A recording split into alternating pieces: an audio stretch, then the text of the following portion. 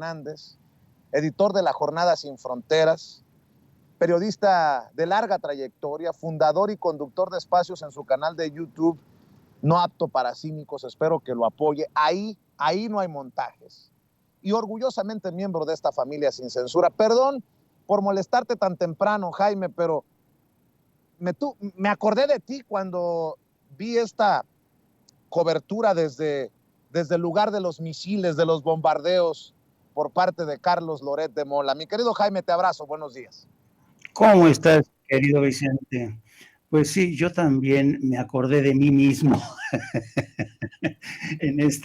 después de ver este show nuevamente de Carlos Loret de Mola. Lo que sí no cabe lugar a dudas, querido Vicente, es que Carlos tiene una suerte enorme, enorme de verdad. Porque, mira, Carlos Loret de Mola, al igual de otros personajes como, ¿qué te diré? Como Jorge Ramos, y te voy a decir por qué. Jorge Ramos y Carlos Loret de Mola, cuando yo estaba allá en Afganistán, había pasado más de 3 meses de cobertura, estaba muy enfermo, habían muerto como 5 compañeros, teníamos un ataúd ahí en el hotel que ocupábamos, que no habíamos podido desalojar del hotel a un productor de la cadena CNN, muy joven, que murió de un infarto. Insisto, ya habían muerto personas, y ya estábamos en la última fase de lo que era la cobertura. Y en ese entonces, cuando ya algunos periodistas consideraron que había pasado lo más fuerte, lo más peligroso de la guerra en Afganistán. Y es entonces que personajes como Carlos Loret de Mola llegan a cruzar, porque la frontera ya había, digamos, elevado las restricciones, y llegan en plan, con el único fin de sacarse la foto ya en el conflicto, ¿no? Entonces, esa noche, cuando llega Carlos Loret de Mola a la localidad de Yalalabad, donde estábamos estacionados, gente que ya veníamos de regreso, ya íbamos de salida, porque un informe de que nos habían pasado la gente de los mujahidines nos decían que Osama Bin Laden se refugiaba en la localidad de Yalalabad porque tenía un problema de riñón y su médico lo estaba atendiendo. Y el último reducto que le quedaba a Osama Bin Laden eran las cuevas, las grutas de Tora Bora, unas montañas que están como a 2 o 3 horas de Jalalabad. Y todos los días teníamos que ir, Vicente, a partir de las 4 de la mañana, y nos retirábamos como eso de las 6, 7 de la noche, y lo teníamos que hacer porque de noche pasaban los cazabombarderos B-52, que es muy peligroso permanecer en una zona de bombardeo porque era la única forma que bombardeo de gran intensidad, con unas bombas impresionantes que se les llama cortamargaritas, porque una vez al caer lo cepillan, salen proyectiles de acero cortando todo a su paso. Entonces estas bombas cortamargaritas estaban abriendo el paso para que algunos miembros de la CIA y del ejército incursionaran en cuatrimotonetas hasta arriba. Entonces, todos los días habíamos estado como 3 semanas cubriendo en Tora Bora la casa de Osama Bin Laden. Y una noche llega efectivamente Carlos Loret de Mola, que por primera vez llegaba a Yalalabad. Llegó con mucho miedo, eso te lo puedo decir, y nos pidió ayuda a mí y a un grupo de periodistas españoles que habíamos hecho un grupo compacto para ayudarnos entre nosotros. Y al día siguiente lo guiamos en un convoy, y entonces al llegar a las faldas de Tora Bora, donde estaba un viaje tanque soviético que habían dejado los rusos, estaba disparando el tanque soviético. Y entonces, en cuanto ve eso, Carlos sale disparado, así escopetado de su jeep, que iban con otros, el camarógrafo y el sonidista, así como cuando llevas a tus perros a que paseen en el parque, salieron escopetados, porque se dieron cuenta que el tanque que habían pagado a algunos periodistas, porque utilizaban el tanque como parte de una escenografía, y entonces a todos les gustaba ponerse al frente del tanque mientras disparaba. Dispara el tanque y entonces en eso dice Loret de Mola, hemos arriesgado la vida, le vuelan los pelos, todo. Y todos los periodistas que estábamos ahí, estábamos diciendo, ¿qué le pasa a este cuate, no? O sea, y después desapareció, disparó, como dicen los franceses, desapareció. Y luego, bueno, yo no le concedí mayor importancia, dije, bueno, pues chavo primerizo que nunca ha cubierto una zona de conflicto, desapareció. Años después, cuando yo estaba en Washington, lo escucho porque me avisan que está dando una conferencia en la Universidad de Harvard. Y dice Carlos Loret de Mola en el inicio de su conversación que él fue el primer periodista en llegar a Pakistán, a la frontera con Pakistán, y que se encontró con numerosos periodistas de todo el mundo, de todo el mundo. Es lo que narra Carlos Loret. Y dice que llegó y nos preguntó a todos los que estábamos ahí, muchachos, ¿por qué no han cruzado la frontera con Afganistán? Y dice Carlos que todo el mundo les contestamos, no, pues es que es peligroso, Carlos.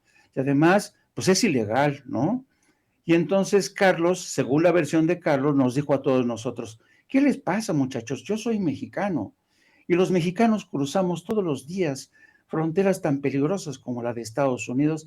Y entonces ahí tienes a Carlos Loret de Mola que nos abrió camino a todos nosotros, ¿no? Y entonces dices, Dios mío, pero qué mitómano es este personaje. Pero la suerte consistió, primero, en que Carlos, como ha ocurrido ahora en Ucrania, llega cuando el conflicto ya está remitiendo, cuando ya no es peligroso. Dos, siempre va a la casa de las photo opportunities, o sea, las oportunidades de foto para presentarse a sí mismo como el corresponsal de guerra valiente que es capaz de enseñarnos todo, todo. Por cierto, que en el reporte que envió no dice, bueno, hay muchísima información que se le escapa, pues porque claro, Carlos no está acostumbrado a informarse, a estar en contacto con las fuentes que uno tiene que estar en contacto. Ignora que por ejemplo, de los 75 misiles que lanzó hoy Rusia hacia objetivos en 10 ciudades de Ucrania, 41 fueron derribados por el sistema de defensa antiaéreo uranio que tú sabes ha sido suministrado por Estados Unidos. Ignora que no solamente se produjeron, a pesar de tal cantidad de misiles, solamente hay 11 muertos hasta ahora, cifra provisional, ciertamente, pero esto es en respuesta al atentado terrorista que según Rusia protagonizaron tropas ucranias aliadas con ciudadanos rusos que están en contra de la guerra para derribar el puente que une a Rusia con la isla de Crimea. Entonces, yo creo que desafortunadamente en esta guerra, casi siempre los que llegan al último son los que se quieren llevar el gato al agua, ¿no? Es decir, convertir un escenario de guerra en ¿sabes? Es como si fuera un escenario de televisión. Y lo mismo hizo Jorge Ramos, por cierto. Esto no se sabe mucho. También hacia fines de diciembre, ya cuando había terminado todo, llegó Jorge Ramos, iba solo, y la razón que nos adujo Jorge Ramos es que la cadena Univisión no le quiso pagar el seguro de vida a nadie. Entonces, lo que hizo Jorge Ramos, lo que hace Carlitos, hacen turismo de guerra. Se agarran una mochila, van, y lo que es más, como no iba preparado Jorge Ramos, nos pidió a nosotros prestados un teléfono satelital para transmitir a México una crónica que creo que se la dio a Televisa o a Lourdes Guerrero, que estaba en Televisa, y después también desapareció. Y yo tengo la impresión de que estos pseudo periodistas, y además, ¿sabes qué me resulta francamente problemático e insultante, querido Vicente? Que cuando llegan Jorge Ramos y Carlos Loret de Mola, por ejemplo, a Afganistán, o por ejemplo, cuando ya han llegado ahora a Ucrania, Carlos Loret de Mola, muchas muertes se han producido, periodistas han perdido la vida.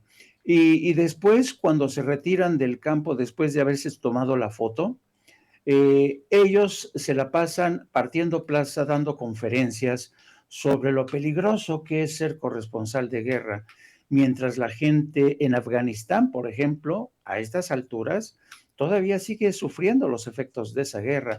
La memoria de periodistas que perdieron la vida en Afganistán se ha perdido para siempre y en su lugar entran payasos como estos que hacen la voz, hacen el papel de corresponsales de guerra.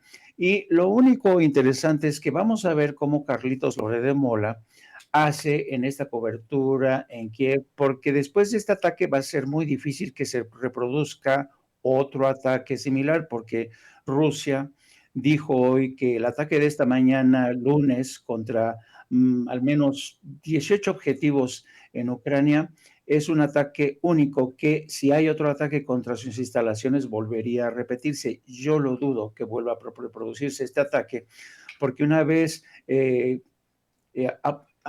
señalizados los puntos desde donde salieron los misiles rusos, yo creo que Ucrania y posiblemente Estados Unidos van a ayudar a reordenar la batería de defensa antiaérea para evitar nuevos ataques. Pero a donde voy es que a diferencia de Afganistán, cuando Carlos Lórez de Mola viajó con toda una infraestructura millonaria para respaldarlo, satélites, compañeros de sonidistas, de todo, o sea, tú no podías competir con Televisa en aquellos tiempos. Yo iba solo con, ¿sabes? Sin seguro de vida, a tumba abierta, se dice ese tipo de coberturas. Y en esta ocasión, Carlos ya no va a tener el apoyo de Televisa, nos va a vender videos que capte con su cámara o su teléfono celular para tratar de hacer la crónica de una guerra que está desapareciendo, por cierto, de los medios de cobertura internacionales. La guerra en Ucrania ha pasado ya a un segundo plano porque ahora lo que más importan son las negociaciones que se mantienen en el seno de la Unión Europea. Mañana, por cierto, hay una reunión del G7 para estudiar qué tipo de acciones implementar de cara a este ataque de Rusia.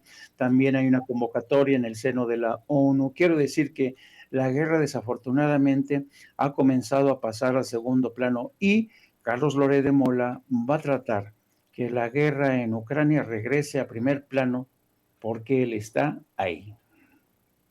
Mi querido Jaime, que no se nos olvide que también le jugaron a este